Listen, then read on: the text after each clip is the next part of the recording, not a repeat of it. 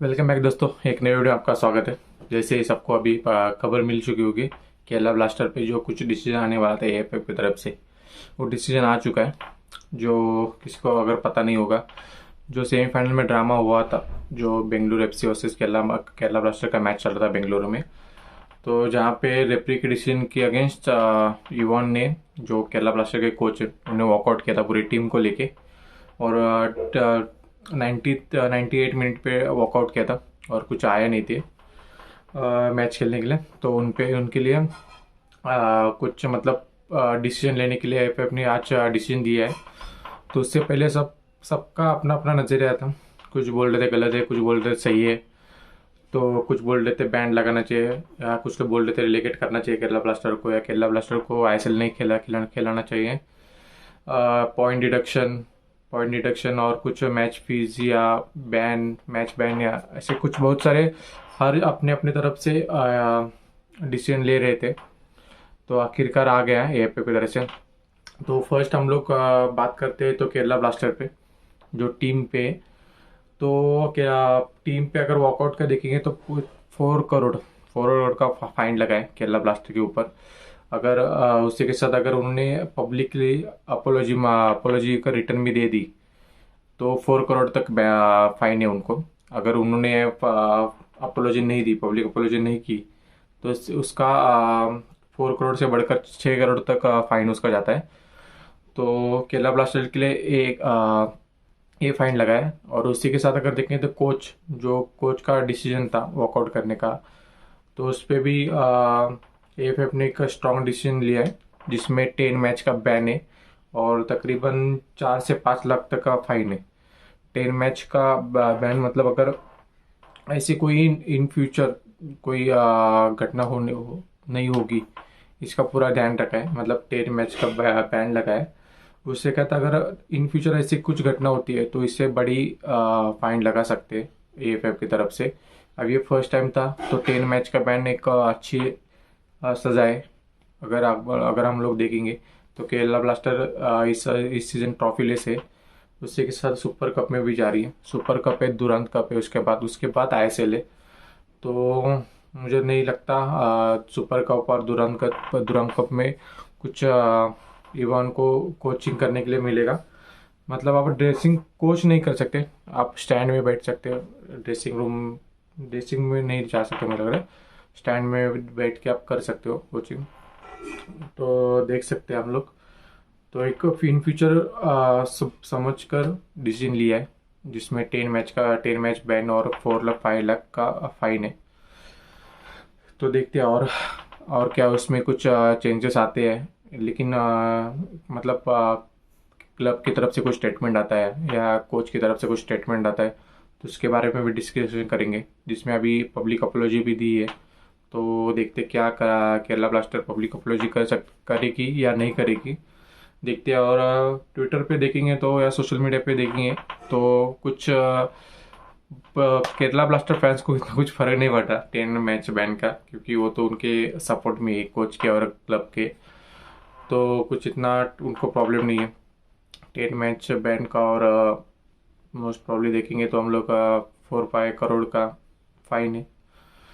तो देखते हैं और क्या इसमें कुछ इम्प्रूवमेंट आती है डिसीजन में, और केरला ब्लास्टर की तरफ से, क्लब की तरफ से। तो दूसरी दूसरी बात है, जो हम लोग बहुत सारे सालों से बात चल रही थी कि जो इंडियन ओरिजिन प्लेयर है, जो बाहर खेल रहे हैं, उनको हम लोग ड्यूअल सिटीजनशिप दे के इंडिया की तरफ से खेला सकते हैं। क्योंकि बहुत सारे देशों में ड्यूअल सिटीजनशिप दे दे दे दे रहे हैं और अपनी टीम से खेल भी रहे हैं। बहुत सारी टीम, मतलब आप लोग यूरोप मिडिल ईस्ट कंट्रीज में देखेंगे तो हम लोग स्पेनिश में देखेंगे। मतलब ऑलमोस्ट पूरी दुनिया में डुअल सिटीजनशिप देके प्लेयर खेल रहे हैं दूसरे कंट्री से।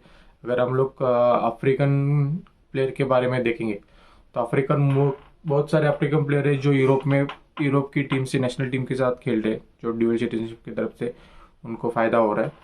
तो उसी में इंडिया का भी चल रहा है, क्योंकि बहुत सारे इंडियन प्लेयर, जो इंडियन ओरिजिन प्लेयर है, जो बाहर यूरोप में खेल रहे हैं या अमेरिका, ब्राज़ील या मिडिल ईस्ट में खेल रहे हैं, ऐसे तो उनको हम लोग सिटीजनशिप दे के इंडिया की तरफ से, नेशनल टीम की तरफ से खेल सकते हैं क्या? तो उसी में इंडिया में रूल है कि डुअल सिटीजन किसी को दी नहीं जा सकती। तो उसमें अगर आपको इंडिया की तरफ से खेलना है तो आपको जो ओरिजिनल आप जहाँ पे अभी रहते हो, जो अगर यूरोप में रहते हो तो यूरोप का आपको नेशनलिटी छोड़ के, यूरोप में मतलब किसी देश की नेशनलिटी छोड़ के आपको इंडिया की नेशनलिटी एक्सेप्ट करनी पड़ेगी। उसके बाद आप नेशनल टीम के साथ खेल सकते हो। ड्यूअल नेशनलिटी यहाँ पे नहीं चलती इंडिया में। तो बहुत सारे मतलब वहाँ पे भी बोलते हैं कि नहीं, ऐसा नहीं करना चाहिए बहुत सारे लोग। लेकिन मेरा तो स्ट्रॉन्ग ओपिनियन है कि इंडियन सिटीजनशिप ही प्लेइंग कर सकता है। अगर आपको खेलना है इंडिया की तरफ से, अगर आपको कुछ करके दिखाना है अपनी मतलब इंडिया की टीम के लिए, तो आपको इंडियन सिटीजनशिप लेनी पड़ेगी। और जो दूसरी सिटीजनशिप है आपके पास, वो छोड़ देनी चाहिए। जिसमें हम लोग देखेंगे तिरिमन रणवीर, जो एक बेल्जियम इंडियन ओरिजिन प्लेयर है, जो ये बेल्जियम में खेलते थे लोअर टायर में। तो उन्होंने मतलब मार्च या फेब में कुछ उन्होंने ऐसा ट्वीट किया था कि उनको इंडिया को रिप्रेजेंट करना है, इंडिया से खेलना है उनको। तो उसके लिए वो काम करेंगे। तो अभी अभी तक हम लोग प्रोग्रेस देखेंगे तो उन्होंने बेल्जियम की नेशनल छोड़ दी है और इंडिया के नेशनल सिटीजनशिप के लिए अप्लाई किया है और वो इंडिया में भी आ गए। तो अगर देखेंगे तो मतलब बहुत सारे प्लेयर है जो बोलते हैं कि हम लोग इंडिया की तरफ से खेलना चाहते हैं, इंडिया की तरफ से खेलना चाहते हैं, लेकिन हम लोग को चांस नहीं मिल रहा या सिटीजनशिप नहीं दे रही है, ड्यूल सिटीजनशिप। मतलब सब लोग बोल रहे हैं, लेकिन इस बंदे ने मतलब बोल के भी सिटीजन छोड़ के इंडियन सिटीजनशिप के लिए अप्लाई भी किया है। वहाँ पे कुछ उसको दिक्कत भी आ रही है, मुझे लग रहा है। उसने ट्वीट करके दिया था, ट्वीट किया था कि उसमें इतना प्रॉब्लम लग रहा है इसको। तो उसका तब उसका प्रोसेस चालू है। तो उसके अलावा हम लोग अगर बात करेंगे तो उसके बहुत सारे इंटरव्यू हो गए, यूट्यूब पे आप देख सकते हैं। तो उसमें उसका मतलब फर्स्ट चॉइस है कि जो केरला ब्लास्टर, उसको मैं केरला ब्लास्टर क्लब पसंद है। उसके बाद का मंजापाड़ा जो फैन क्लब है उसका भी उसको ज़्यादा अट्रैक्ट है उसके क्लब की तरफ से। तो उसका मतलब एम है कि केरला ब्लास्टर के साथ खेलेंगे। तो हम लोग अगर देखेंगे तो बहुत सारे न्यूज़ चैनल या सोशल मीडिया चैनल्स की तरफ से आया था कि केरला ब्लास्टर ने रणवीर को ट्रायल्स के लिए बुलाया है, या कॉन्ट्रैक्ट ऑफर किया है। तो बहुत सारी खबरें चल रही है। तो अभी तक कुछ इतना डिटेल में कुछ या फेब्रिजो रोमानो बोल रहा हूँ, मार्कस सर की तरफ से कुछ अपडेट नहीं आया था। तो उसी के साथ अगर हम लोग देखेंगे तो रंजीत बजाज जो मिनरवा एफसी के ओनर है, उनको एज एजेंट पार्टनरशिप की है रणवीर ने। तो मतलब हम लोग को पता है रंजीत बजाज का जो काम है फुटबॉल में एज एजेंट या एज प्लेयर डेवलपमेंट या उसका। तो हम लोग और उनके कितने सारे प्लेयर इंडियन में खेलते और आई लीग और आईएसएल में खेलते उनके एकेडमी के। तो मतलब रणवीर का फ्यूचर ब्राइट लग रहा है एज अभी तक देखेंगे तो। क्योंकि केरला ब्लास्टर के लिए भी ट्रायल्स बुला रहे, कॉन्ट्रैक्ट ऑफर किया। बहुत सारे क्लब है जहाँ पे उसको एज अ स्ट्राइकर बहुत सारी टीम नीड भी करे, आईएसएल में भी और आई लीग में भी। जैसे अभी राउंड क्लास पंजाब क्वालिफाई हो गया आईएसएल में। तो उसके साथ देखते हैं अभी कहाँ पे उनको कॉन्ट्रैक्ट मिलता है। तो उसका भी अपडेट हम लोग दे देंगे उसका। चलो, थैंक यू।